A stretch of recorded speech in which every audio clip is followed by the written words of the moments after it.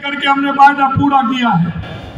3 महीने के अंदर हमने किसानों से वायदा किया था कि किसानों की सम्मान निधि बढ़ाने का हम काम करेंगे। 6,000 रुपए हमारे देश के यशस्वी प्रधानमंत्री नरेंद्र मोदी जी किसान सम्मान निधि देते थे। पहली किस्त 2,000 की बढ़ा करके हमने 8,000 रुपए करने का काम पहली कैबिनेट के अंदर हमने किया है। और यही काम किया है। पिछली बार केंद्र की सरकार बार बार पत्र लिखती थी कि सम्मान निधि में जो ऐसे लोग हैं जिनके पिताजी का देहावसान हो जाए, उनके पुत्रों को जो दाखिला खारिज होता है, उनका नामांतरण खुलता है, उसकी सूची हमें भिजवा दीजिए। लेकिन मैं कहना चाहता हूं, इस राजस्थान की सरकार ने वो सूची भी केंद्र में नहीं भेजी जिससे किसान के और बच्चों को लाभ मिल जाए। हमने 60,000 से ऊपर ऐसे जो हमारे किसान भाई थे जिनके पिताजी चले गए, उनके बच्चों के नाम जमीन आ गई, उन 60,000 से ज्यादा लोगों के नाम भी बढ़वाने का काम किया है और 8,000 रुपए पेंशन देने का भी हमने काम किया है। मतलब हमें पता है, हम किसान के दर्द को जानते हैं, किसान की तकलीफ को जानते हैं। हमने कहा हमारा पूर्वी राजस्थान पानी से विचलित रहता था। पहले तो हमारी यहाँ नदियाँ आती थी, हम पानी से परेशान थे, लेकिन हम 30 साल से देख रहे हैं ये पूर्वी राजस्थान पानी के लिए परेशान है। इन्होंने कहा गई ERCP की योजना, अरे मैं वही आ रहा हूँ। गहलोत साहब कोई भी बजट आता था उसमें ERCP की जिक्र किए हुए नहीं माने। कोई भी विधानसभा के अंदर आए ERCP की उन्होंने जिक्र की, लेकिन कभी जिक्र की फिक्र नहीं की। इन्होंने ERCP को लटकाने का भटकाने का काम किया। इन्होंने कभी ERCP की तरफ ध्यान नहीं दिया। और इन्होंने जब एक बार पत्र लिखा कमलनाथ जी को, तो कमलनाथ जी उल्टे कोर्ट में चले गए और उन्होंने कहा कि मैं इसके लिए सहमत नहीं हूँ, मैं इसकी सहमति नहीं दे सकता। इन्होंने उल्टा उसे कोर्ट में लटका दिया। अरे मित्रों, मैं आपसे कहना चाहता हूँ, हमारी केंद्र में सरकार, हमारी मध्य प्रदेश में सरकार, राजस्थान में जैसे ही सरकार आई, हमें पता था कि हमारी ERCP की योजना हमारी जीवन दायिनी योजना है। पूर्वी राजस्थान के अंदर 13 जिलों के अंदर इसका फायदा पहुंचेगा। पीने का पानी भी पहुंचेगा, 2,80,000 हेक्टेयर भूमि की सिंचाई का भी पानी यहाँ पहुंचेगा। हमने माननीय यशस्वी प्रधानमंत्री जी से निवेदन किया, माननीय प्रधानमंत्री जी ने तुरंत उसको प्रसंज्ञान लेकर करके हमारे मध्य प्रदेश के मुख्यमंत्री जी से कहा, हमारे केंद्र की सरकार से कहा कि राजस्थान के हिस्से का पानी मिलना चाहिए, यहाँ के 13 जिलों के लोगों को पानी मिलना चाहिए। हमारे 13 जिलों के पानी के लिए हमने हमारे मुख्यमंत्री मोहन यादव जी से कहा। मोहन यादव जी ने कहा कि समय आइए, इसके लिए समझौता करेंगे। एक दिन हमारे अधिकारी बैठे, हमने मोहन जी से कहा जाइए दिल्ली में बैठेंगे, बातचीत करेंगे, इसका समझौता होगा। उन्होंने कहा कि नहीं, मैं पहले जयपुर आऊंगा, आपको लेकर के जाऊंगा, दिल्ली में समझौता कराऊंगा।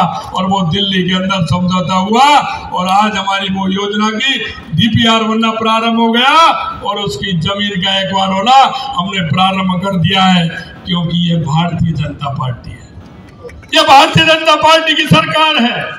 और जो आपसे एक वायदा किया है, मैं आपको विश्वास दिलाना चाहता हूं, हम आपके एक वायदे को पूरा करेंगे।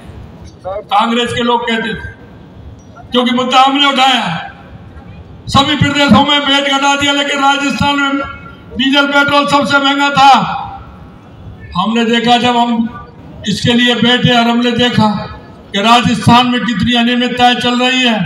हमारे राजस्थान के अंदर 5.5 रुपए का अंतर डीजल और पेट्रोल में, 5.5 और 6 रुपए का अंतर आ रहा था। हमने कहा ये कैसा है।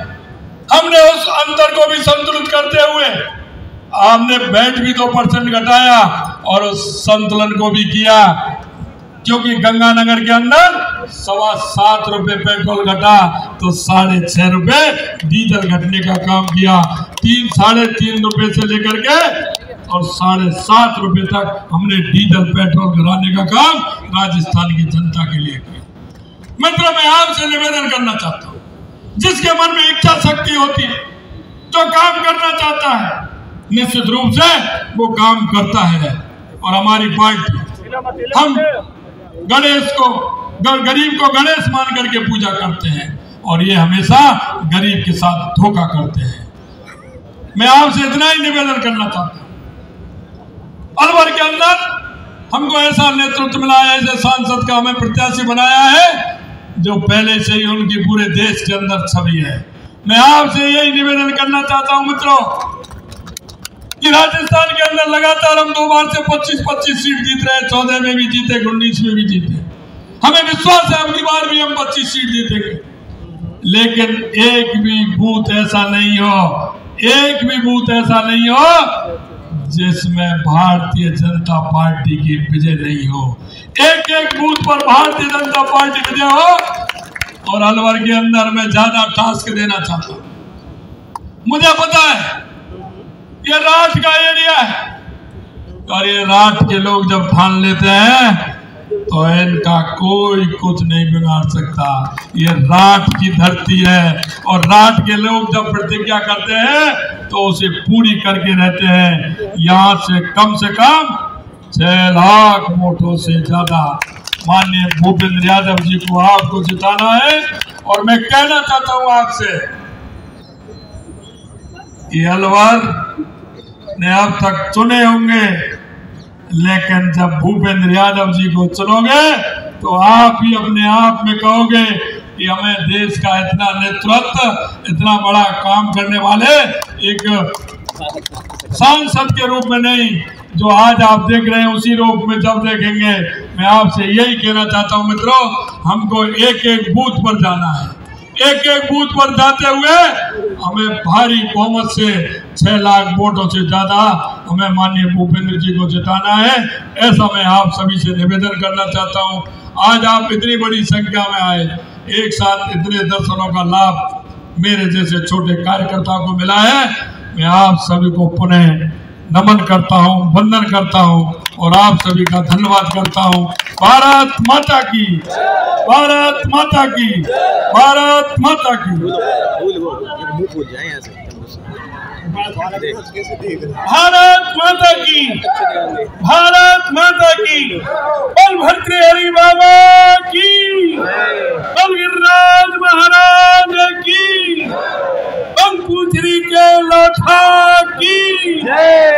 भारतीय जनता पार्टी जिंदाबाद, बीजेपी जिंदाबाद।